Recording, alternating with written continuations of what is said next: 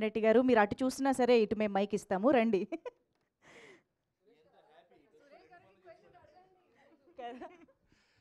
అందరికీ నమస్కారం.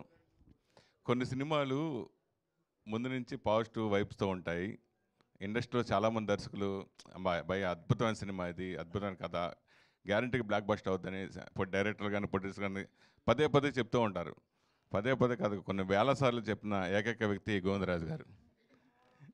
ఈ సినిమాకు మొదటి నుంచి సో నాకు ఈ కథ అద్భుతమైన కథ ఇది, కొంచెం ఆ డైరెక్టర్ మీరే కావాలంటున్నారు, చిన్న క్యామియో చేయాలని అడిగిన వెంటనే చేద్దాం సార్ అని చెప్పాను.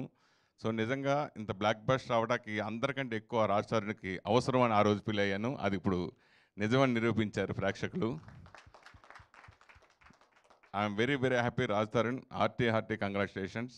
సో తనకి ఈ సినిమా బాగా పెద్ద హిట్ అవ్వాలని కోరుకున్న వాళ్ళు నేను కూడా ఒకడిని. అలాగే డైరెక్టర్ తన టాలెంట్ ఏంటో నేను షూటింగ్ జరుగుతున్నప్పుడే తెలుసుకున్నాను, చూశాను కూడా, కళ్ళారా చూశాను. అలాగే రాసి వరుసగా సినిమాలు కంటిన్యూగా అందరికంటే బాగా బిజీగా ఉండి బ్యాక్ టు బ్యాక్ వరుసగా చేస్తూ సక్సెస్ కొడుతున్నారు, ఆవిడకి కంగ్రాచులేషన్. అట్లాగే శేఖర్ చంద్ర గారి మ్యూజిక్ అంటే నాకు చాలా ఇష్టం.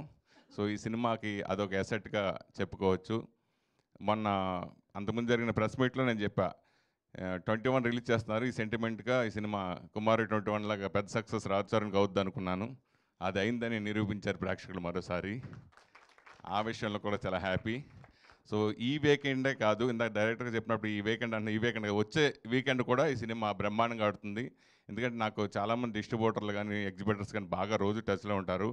నిన్న ఈవినింగ్ నిన్న మధ్యాహ్నం మాట్లాడుకున్నప్పుడు కూడా చాలామంది ఎంటర్టైన్మెంట్ చాలా బాగుంది, అదే బాగా పికప్ అయ్యి ఇంకా హిట్ రేంజ్కి, సూపర్ హిట్ రేంజ్కి వెళ్తుందని చాలామంది చెప్పడం, కాన్ఫిడెంట్ చెప్పడం నాకు మరింత హ్యాపీ ఇచ్చింది. సో ఈ టీం అందరికీ కూడా ప్రొడ్యూసర్ గారు ఆల్ ది బెస్ట్ అమ్మా. మహిళా ప్రొడ్యూసర్ చాలామంది ఇండస్ట్రీలోకి అవసరం, మీరు మరిన్ని సినిమాలు ఇక్కడ తీయాలని మనస్ఫూర్తి కోరుకున్నాను. Thank you so much. మొత్తానికి సినిమాలో అయినా బయట అయినా డబ్బులు లెక్క పెట్టడం అనేది కామన్. ఇందుకు ఎలా లెక్క పెట్టాలండి డబ్బులు? కట్టిస్తే చెప్తా. మళ్ళీ ప్రొడ్యూసర్ మీదకి వెళ్ళిందా?